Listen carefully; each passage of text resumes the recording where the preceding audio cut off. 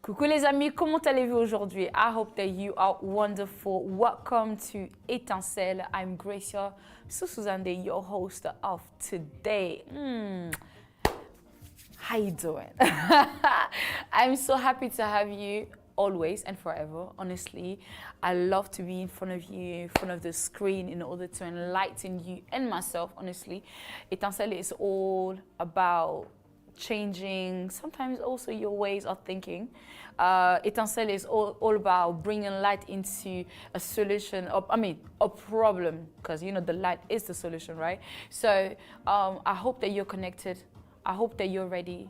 I hope that you attach yourself, because today is all about this beautiful woman who has a testimony, who wants to inspire you to come out of the hole. So you want to know more about it, please stay tuned. Stay tuned. Don't go anywhere. If you want to take your break to the loo, popcorn, I don't know, whatever. You want to call a friend to come in, because it's about to go down. See you in a minute.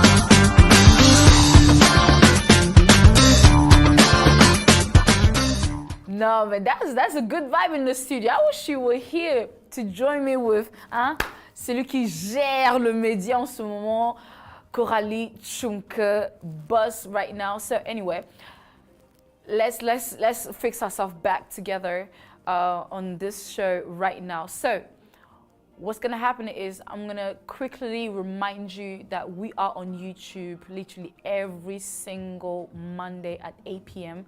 and we're really asking you to connect. We're asking you to, to join in. We're asking you to subscribe, to leave comments, to tell a friend, because honestly, Etincelle cannot run by itself. It needs you. You are the star basically of the show.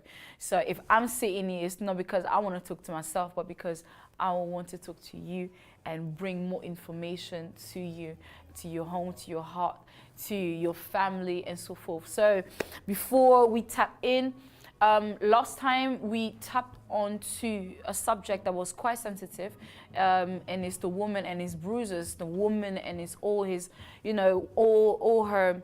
We already said that women are fragile. Yes, they are, but damn, women can also be strong, especially when there's a lot of, beating up, and still they're covering themselves, still they're hiding all the things that's happening within them.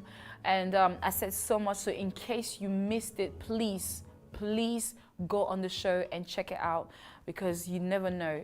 It may, enlighten you, maybe someone next to you. And we said that it's important for the people that is around them, around the woman, around that person, to be able to open their eyes to really acknowledge and see what's happening, with her.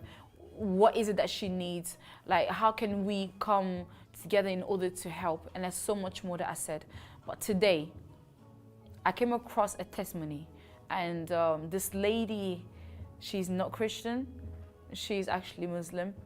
But growing up in a difficult upbringing, I mean, her dad literally cursed her and wished that she should never be alive. I mean, you could probably expect that from a friend. You could maybe expect that from someone that you barely know, but expecting it from your own dad that tells you should never be alive, you should have been dead, this and that. And her journey, oh my God, it was crazy. So I'm not gonna talk too much. I'm just gonna give you that little snap for you to see exactly what it's all about. So please join me as I am about to ask the regie to play this. Oh wow, I hope that you have your tissues right next to you, because it's gonna be emotional. See you in a minute. I'm Nina Olk, and I'm going to be sharing my story with you today of how I survived death many a times with regards to gender-based violence. Gender-based violence is a description of when a girl is treated badly because of her gender. My heritage is Indian. I'm born and raised in the United Kingdom, a few hours away from London, and I was the youngest of 3 children, but I was the only girl born into the family. By the age of 6, I was only allowed to come out of my room when I was called upon to cook or clean. I wasn't allowed to sit with the family, to eat, to watch television. I had no verbal communication with anybody. I always went to school a dirty child because I wasn't allowed to wash my own clothes. The teachers didn't pick up on that. Most Asian girls, most African girls, we cower forwards and keep our eyes down, not to make eye contact, because that eye contact can aggravate a male to be angry with us. By 6, it was just me that was cooking in the kitchen for the whole family. So I was a modern day slave. And I remember feeling quite groggy and sleepy one night, and I was woken by my mother. She got me up, and when I came down the stairs, I understood I had to cook. And on this particular night, I came down the stairs, I prepared the food, and then I handed it on a tray to my father through the door and left. And my job was then to stay and wait until they'd finished to clear up the plates. And then I heard the call. In my language, there's a word called bhutani, which means like an evil spirit, a witch, because they believed I was an evil spirit and I had brought bad luck to them being born a girl. As I went into the room, my whole body seemed to reject wanting to go in, and I talk about that gut feeling that people call, and I knew I shouldn't go in, but I feel no choice. And as I walked in with my eyes down, my father grabbed my wrist and he threw me onto the table where the dishes fell off the table and the tray, and I didn't know what was happening, but I knew it was wrong. And the first person to rape me was my father, and it led to a very long ordeal, which was very violent, and they raped me continuously. And I remember not being on the table at one point. I was in and out of consciousness. A lot of them had disappeared, but there was one of my father's friends who stayed, who raped me again. When I did eventually wake up, because I'd passed out, there were cuts and bruises all over my body. I didn't really understand what had happened, but I knew it was wrong. And the person that woke me up was my mother. She opened the door to the room and she slammed it very hard, which startled me. And I looked towards the bottom of the door and saw her feet. And then she did it again. And I remember looking around and thinking, I'm in so much trouble because all the plates are broken. There's food that stained the floor. I was cut in places. I had so many red marks and bruises. And as I said, I was bleeding very, very badly. I was in so much pain. I remember feeling so much pain below. I asked my mother, could I shower? She said yes. My mother wouldn't let me use the shower, but she would let me use a bucket, and I filled the bucket up with water and washed that way. She told me to clean the floor, and I went into the room and managed to get my blood out of the carpet. I remember taking like a bucket almost and putting all the broken plates in and washing everything. But whilst that was happening, I was trying not to cry because I never cried really since a child. I was just breaking and falling apart. Girls are so disregarded since the day they're born. They're mistreated in so many ways, and sexual abuse is more common than we know in cultures such as mine. But people don't speak out about it because of the stigma and taboo systemized around it. But it does exist. So I was pregnant from the night of the rape, and having told my mother that my periods had stopped, she called my father. When he came, he was really cross, he was really angry, and he said that I had ruined his life. I had brought shame upon the family, that now he was going to have to sort this problem out. I ended up at a clinic. I remember lying down on like a stretcher type of bed. I remember having gas and air. The next thing I knew, I'm in a gown and I'm sitting outside. And it was the first time someone spoke to me with love. The lady, I've said this many times, came out with a cup of tea. She actually handed me the tea, but she stroked my hair. And I remember thinking, God, how bad can I be that she just touched my dirty hair and she called me love? She's so kind. And I didn't say help me because I didn't know I could ask for help. I was still living in this pre-programmed mindset that this is the way my life's supposed to be. I had no self-worth. I was young, I was confused, and I was really, really broken. I just turned 15 when all of this was happening. I remember driving back from the clinic, and my father and mother were both saying the same thing, that she would have been better off dying when she was born. At those days, because I'm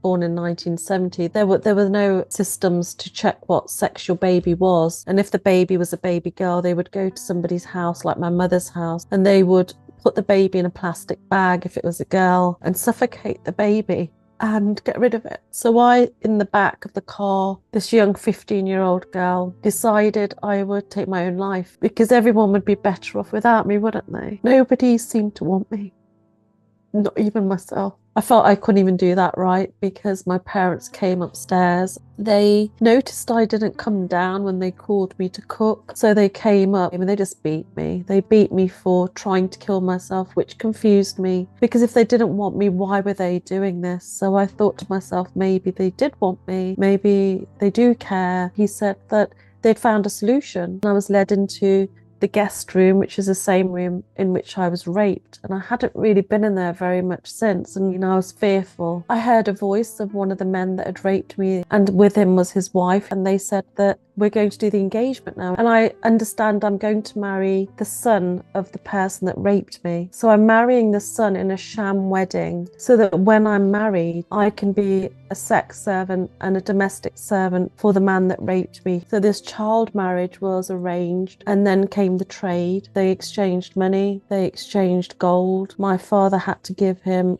kitchen equipment like washing machines, which were expensive back then, and I was really scared that once I got to my marital home that I would be gang raped again. And when I had the marriage ceremony, there's normally a party. I got to the party where everybody was dancing, but I was told I had to go home. I was there literally for 10 minutes. I saw the groom. I saw people because I was in a separate room, but I could see people from there. Nobody saw me. And I went home. I was dropped off on my own, and I was in the house all alone. And I remember sitting in my room, which was bare. It had always been bare, looking at my books. I was just wondering what was going to come next. And before I knew it, they were back. They came to take me to the new home. And my mother-in-law told me as soon as I stepped in the door to take off my gold that I was wearing for the ceremony. She told me to take off my Indian sari that I was wearing because it's very expensive. And she gave me a very old Punjabi suit, the tunic and the bottoms to put on. And then she led me to a room, and it was downstairs, and it was very small. It was literally like a cupboard. There was a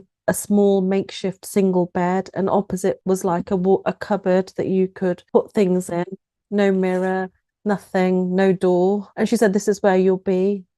You will just need the kitchen, and you will look after us the way you looked after your parents. I was there for 4 years. Every day I pulled out my father-in-law's hands out of my underwear, pushed him off me. He raped me. He sexually abused me. There was a control-driven adult that bullied me every day. My mother-in-law, when I at first started to plate my own food, would throw my food with the plate into the dustbin and tell me to eat out of the bin. And at first I started to, but then I kind of gave up and I didn't eat anymore. The mistake they made was they were greedy for money. So they asked me to find a job. And it was the first time I was exposed to the real world, really. I would walk to work and I found this amazing job, and I created a different persona because I needed to earn to please my mother and father-in-law. I started off as a clerical assistant. I managed to get a managerial job by the age of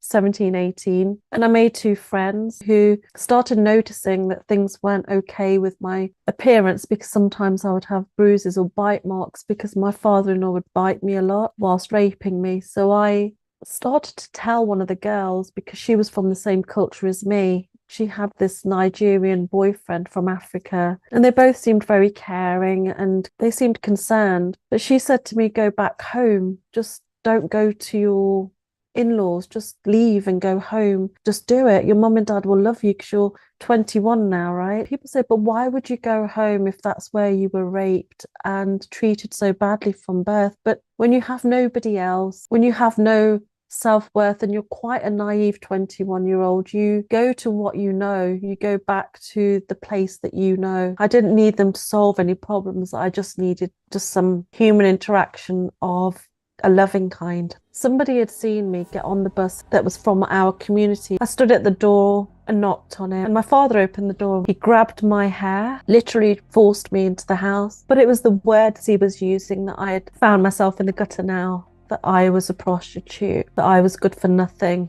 that I should have died. My mother failed him by birthing a girl. My eldest brother was there, who's 7 years older than me, and they both started to beat me. And I felt this is not like a normal beating. They were trying to kill me, and they kept using the word honour killing, that they had to maintain the respect. I remember looking forward on the floor, and my mother's feet were there, and my sister-in-law, and they were just standing there, and I feverishly looked up, trying to not make eye contact, but I was desperately needing someone to help me. And I thought if they see me looking up, they may help me. But they just were very, very angry. They had their arms crossed. And I do believe at that point I left my body completely because the pain stopped. And I remember looking at myself from the outside in saying, it's not time yet for you to go. And then my brother came, and my other brother, who said, not here. And they just stopped and quickly disappeared. And I lay there for, I say 3 days, but I don't know if I'm being hand on heart honest. My mother's friend, she opened the door and said, they're sending you to India on Sunday. I had no idea what day it was, but she said, Sunday, they're sending you to India, ask for help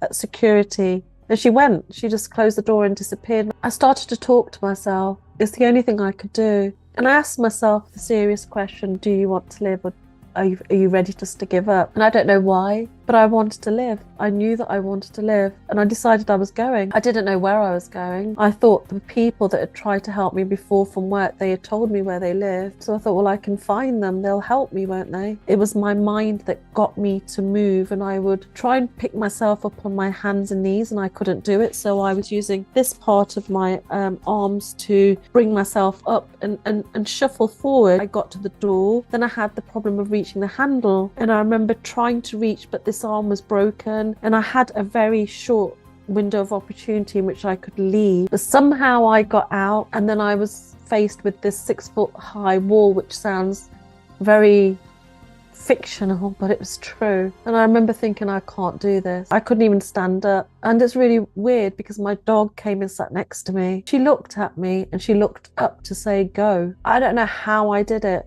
but I believed I could. And I remember getting over that fence, falling down and collapsing on the other side. And I made it to a taxi rank. And that's where I got some help. One of the drivers turned up. Is somebody after you? And I said, yes. He covered me with a blanket. And he could have been anyone, but I believe in angels, and I believe that angels have crossed my path more than once. And I ended up being in hospital for 2 months, but I ended up making my way to where my friends were because I still had this hope that they would help me. And when I got there, I learned that my friend, she had left.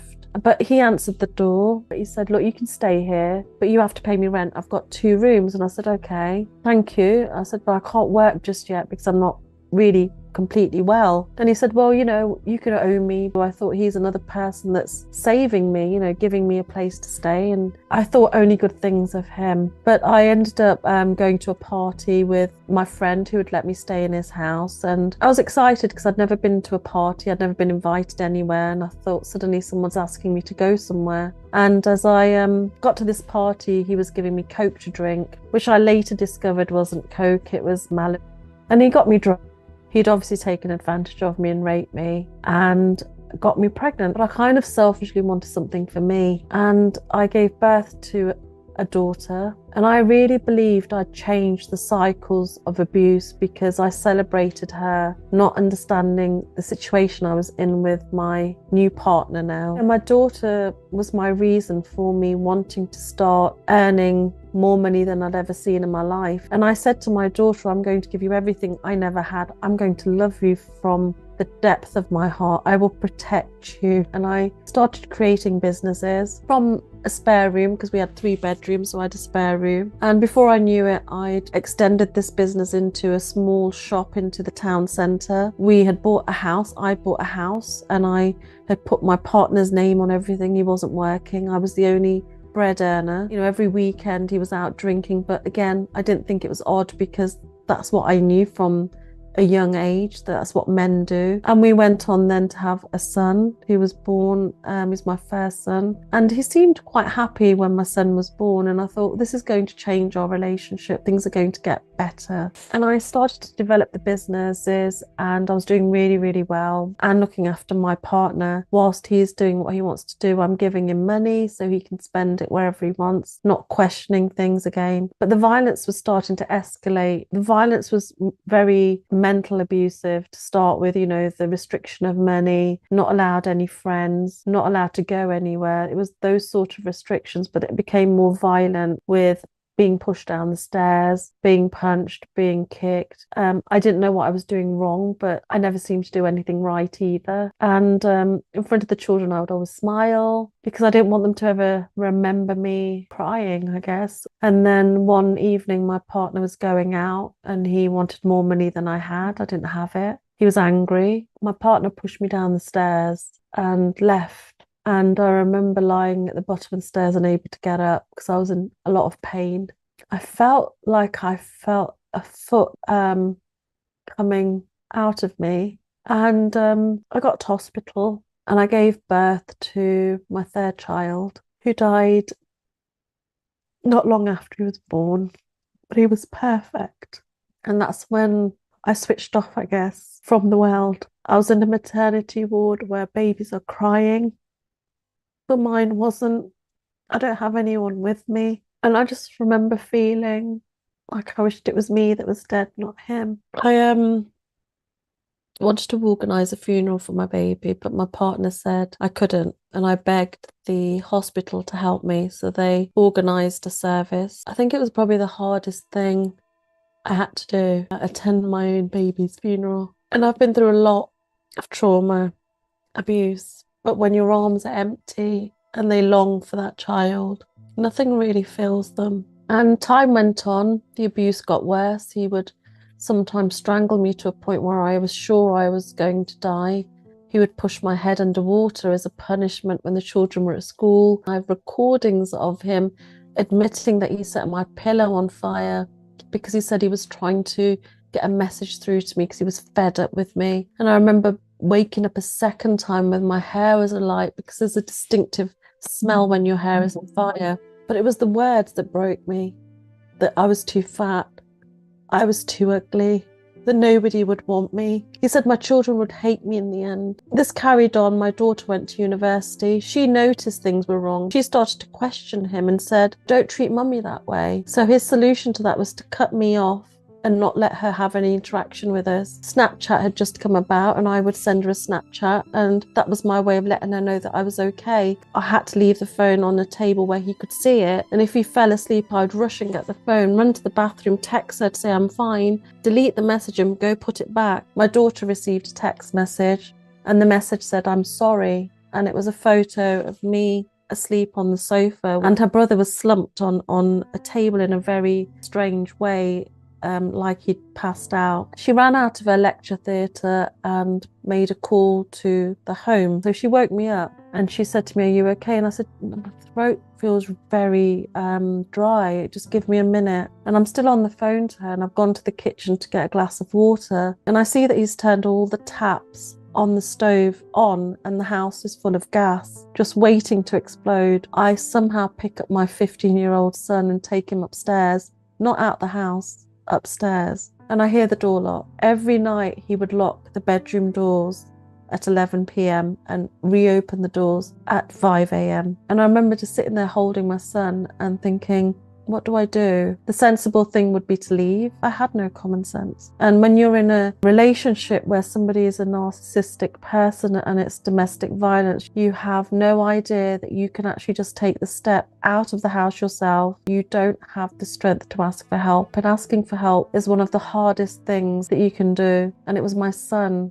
that was brave enough to say at school, "I need help. I can't take this anymore." We were removed by social services. The police were involved when the school heard how serious the matter was. We were put into a safe house and I go to the other room, and it was the first time after a long time. I was with my partner for 23 years where I never cried with him, and I let them out that day, and I cried and I cried and I cried, and I looked down and I remember there was this puddle that I'd created, literally a puddle of tears, and I said, "Nina, what are you going to do? Are you going to dance in these tears? Because if you don't, you're going to drown in them. This is what you have to do." I was told, because on paper you have all of this money, we can't support you as the government, so you're out on the street. We became homeless. And it was, again, somebody from the school who knew what was going on, and she opened her doors to us and her home and said, "Look, I want you to live with me. I don't expect anything from you." And I focused on earning money. So I cleaned toilets. I worked for people that I used to sell to when I had my own businesses. I started to go and work in their factories, doing some packing jobs for £2 an hour. And by the end of this 30 days, I had enough money to pay for 2 months up front to a landlord that I could find that would rent to me. It was just me and my son there. And instead of things coming together, they weren't. And I didn't ever say to him, "Are you okay?" Because we don't do that. We just talk at our children. We never ask them the questions we need to ask. And my youngest son became very depressed, as did my son that was at boarding school. My son at boarding school was self-harming and I didn't know. And my youngest son ran away. He left a suicide note. He borrowed some money and got to Miami in the hope to buy a gun so he could shoot himself. And I was determined not to lose this child. I've moved away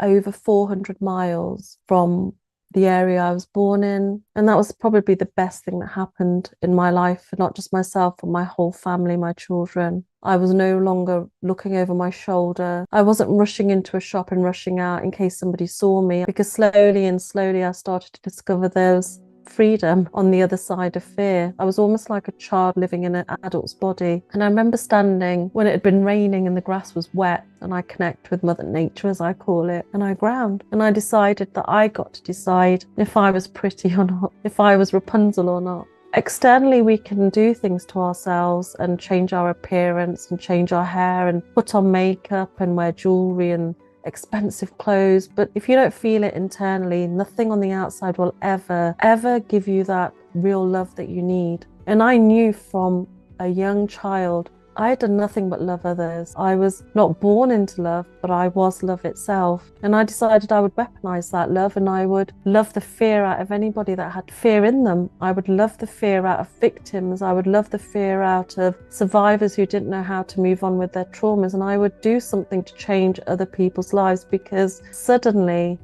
I was in love, and it was my first love. And that love, other than my children's, was for me. My first ever public talk was a TED talk, and I did it for my sister because I discovered I had a half sister I'd never knew about. My father had had an extramarital affair. He had abducted his 6-year-old daughter, his illegitimate daughter, without anybody knowing. I found out after I did the first talk that he had sold her to human traffickers and left her in a place where they harvest organs. And in my TED talk I say, which is titled, "Is there any honour in killing?" because the two words just don't go together. He lost respect from everyone by having an extramarital affair and having a daughter, and the daughter was still alive. And he was imprisoned, but abduction serves a small sentence. So he came out, and when he came out, he was celebrated by the community for doing an honourable thing. So I decided to do this TED talk to ask for change. And I tell my story primarily for her, because she's a representation of all of the girls that are out there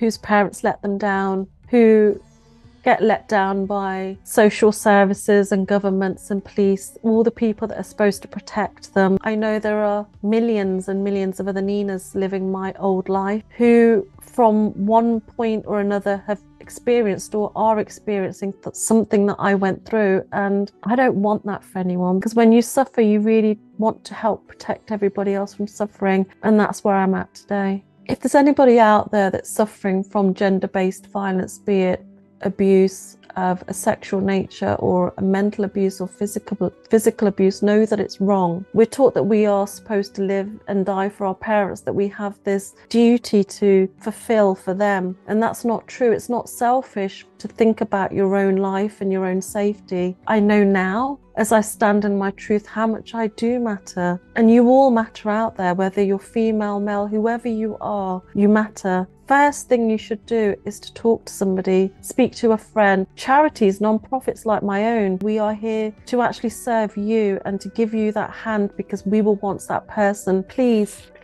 ask for help. I started my organisation over a year ago. The organisation is called endhonourkillings.org, and I'm really proud to say that we've helped women and children escape from forced marriages, sexual abuse and domestic violence, and it's getting bigger because we have more volunteers coming on board. Since I've been speaking out, I have numerous death threats from my family. I speak about human trafficking very openly. By speaking about something, people are educated it, and they can actually take steps to help another person. They know the signs, they look out for things. I just want to say thank you for listening to my story. You may have heard 1,000 times, but it's true that you can do whatever you put your mind to. I say you deserve to be living your life, not just putting one foot in front of the other every day just to exist. If you need me, I'm sure you'll see the links down below. I am known as London's life coach, and I will always reach out to you. If you are struggling and you are suffering from any of the traumas that I've mentioned today, please reach out to somebody. Tomorrow doesn't exist. You've only got today, and you deserve it. You deserve to get out of that situation today, and things will get better. I was homeless 6 years ago, and I'm here now living my life happily with gratitude with my 3 amazing children. Thank you. So, how was it? How did you find this? I'll say it's even short, because she kept a lot of details out in order not to shock people. and I believe it's maybe for the best. But is it really? Her journey from the age of less than 15, or maybe even since she was born, to the age of, I don't know exactly because she didn't really mention how old she is now. Honestly, is a lot of things that has happened to her that we can't even seem to imagine. Honestly, like I don't even know. When I watched this video for the first time, my heart came out. It went back in. It came out again. And I couldn't hold my heart, because honestly, this is not the first time that I'm listening to, someone getting raped by their parents, someone getting, being sold to somebody else by their parents, someone getting, been abused for so long and allowed by their parents. So at the end of the day, we are meant to have people in our life in order. When I say people, I'm talking about parents. We're supposed to have parents that actually protect us, that love us, that keeps us safe, that make sure that guard us. That make sure that we are developing and growing in although the world is not the most beautiful, peaceful place, but to make sure that actually nothing truly really happens to us. So now, if we are not even protected by our own parents, we are not even loved and cared for by our own parents, it's crazy. Then who is truly meant to love us? Because the first people is the one that actually gave birth to us. And this young lady went through so much.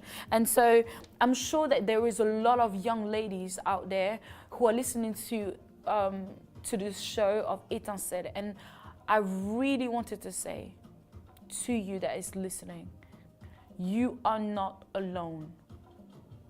Regardless of the bruises, regardless of the trauma, regardless of the pain that you're probably still going through right now, we are together. You are not alone. Don't ever think that you are alone. And if nobody, hear me out, if nobody can believe in you, I believe in you. I believe in you. I don't need to know you to believe in you, because this is a story that you went through. This is a story that you carried yourself for so long. So apart from that, I got to understand that we have people that we can also turn to whenever there are situations such as that. And in case if you're a believer, you have your pastor. You have a pastor. In case maybe you're a believer but you don't have a church, right? You are a believer but around you things are not really, working out properly. You can't seem to find time to actually attend a church. Look for a church. Look for someone that can possibly come across, someone that can help you out in that situation. Because sometimes it feels difficult, heavy to be able to turn to a family member or even a best friend or someone, and you feel like maybe a stranger will listen to me better. Then maybe if it is, then go for it. But do not keep it in, because a sexual trauma can destroy your life, because you're carrying basically with you every single day this heavy stone. And it's like there's not a day that you're living aside, because you sleep, you wake up, you have it with you. You go to work, you come back, you still have it with you. You feel like you think you're moving forward, but as long as you're still holding on this heavy stone with you, honestly, you are not free. And it's not just in your mind, because all these attacks, all this situation has happened to your flesh, has happened to your body. So you have marks on you, physical, mental, emotional, spiritual. And all these things can easily block you, can easily stop you from truly moving forward. And forgetting about it is not the right solution. Deal with it. And there's many ways to deal with it. Sometimes it's trying to forgive yourself.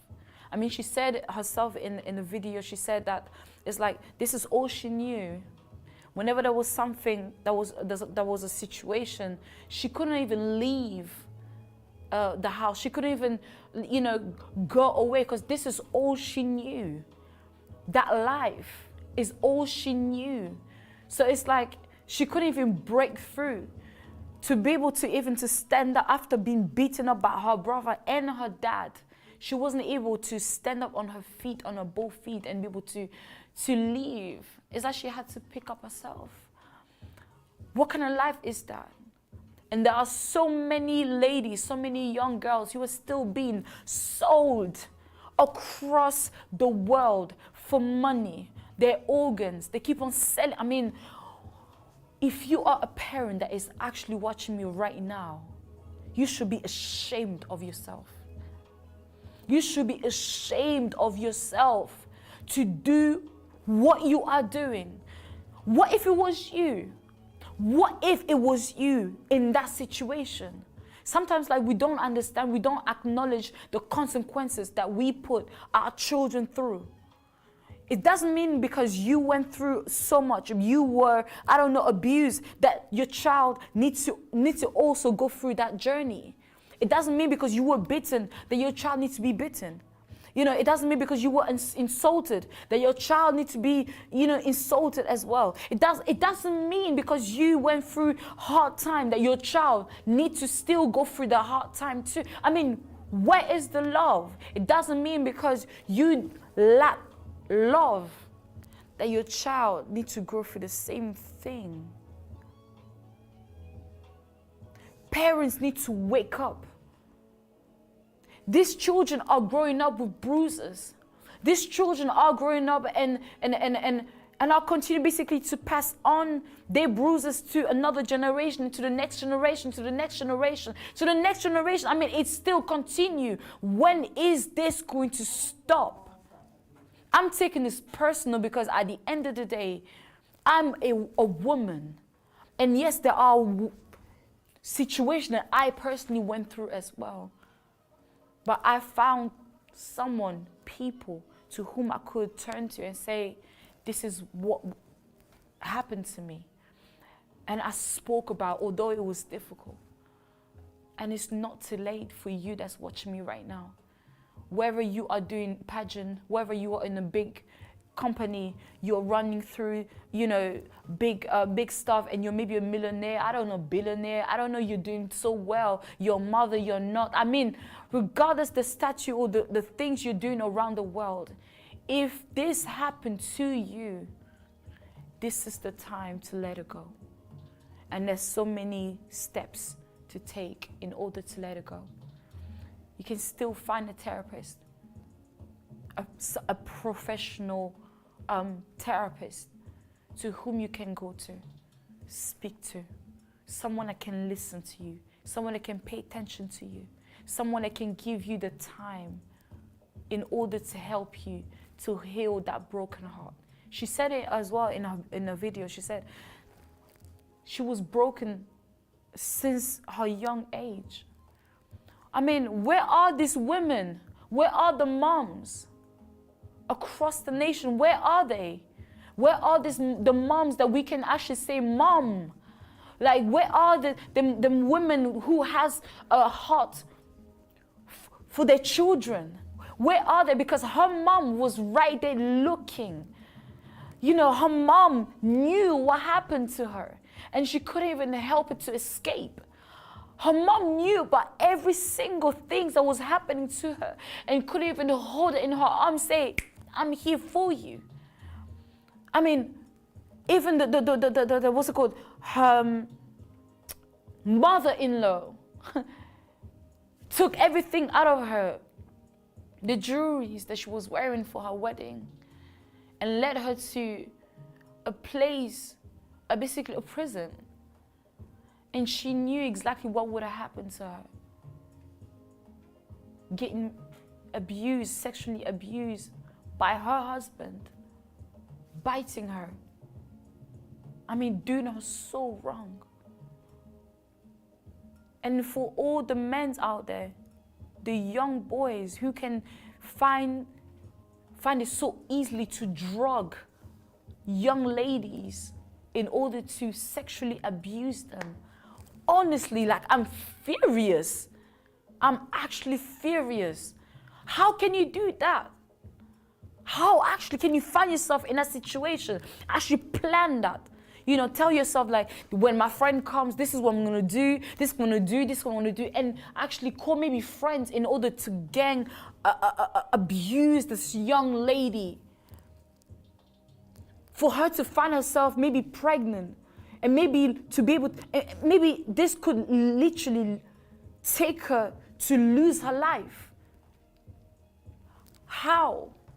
How do you find this okay? How can communities around the world actually, praise a man such as this after coming out of prison, and praise him for, you know, for the good things for the bad things that he's done? This is crazy. I mean, I don't understand this, and this is why I felt that it was important to put this together. I mean, I had to bring this. When I came across this testimony, I could not hide it from myself. You know, I told myself, let me speak less and let this woman actually speak for herself. Let me reduce myself a little bit and let this woman speak for herself. Please stop this. Please stop killing the generation upcoming. Please stop breaking young ladies' hearts. Stop killing and breaking the girls that you're upbringing. She said something that really hurt me is back in the day, young girls, I mean, if you're pregnant for a young girl, they'll take the baby girl and actually place a plastic bag on her head and suffocate her, to the point of the goal is to kill the baby.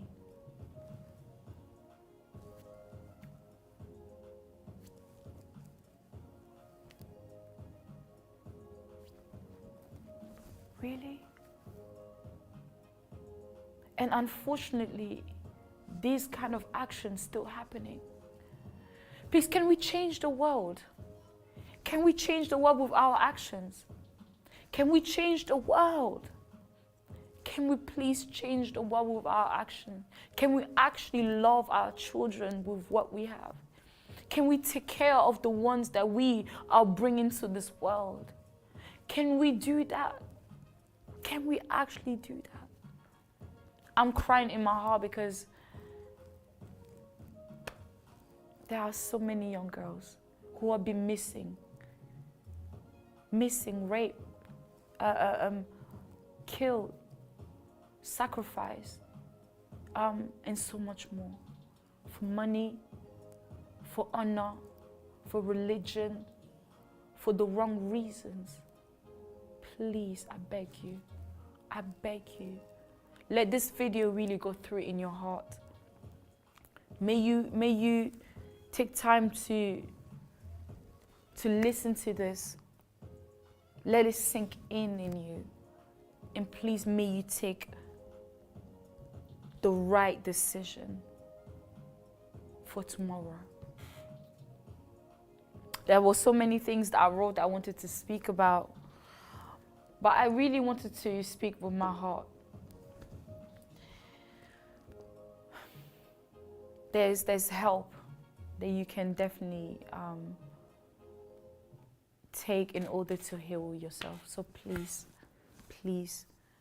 don't keep on carry on, you know, in this hurt, in this brokenness. Heal yourself so you can be able to heal others. She didn't stay there. She continued to stand up for herself after even having her children. And today she's doing a great work. She's standing up for all these other women who are literally going through that. And especially for her sister who was sold by her dad. Oh my God. This is the end of the show.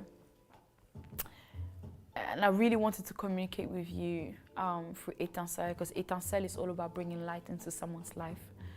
Is to educate someone who wasn't educated at all. I'm talking about bringing knowledge into a field that you didn't know. And I hope that this show of today, you know, touched your heart, your mind and your soul in order to do better. Please do better. Or at least two, I don't know. Honestly. Let's meet again next week. Next week, I may be by myself.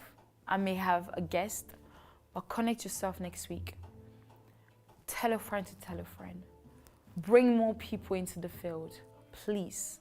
Let's do this together. I'm Gracia Susuzande, your host of Etincelle, and I'll see you next week. Take care of yourself. Love you. Bye-bye.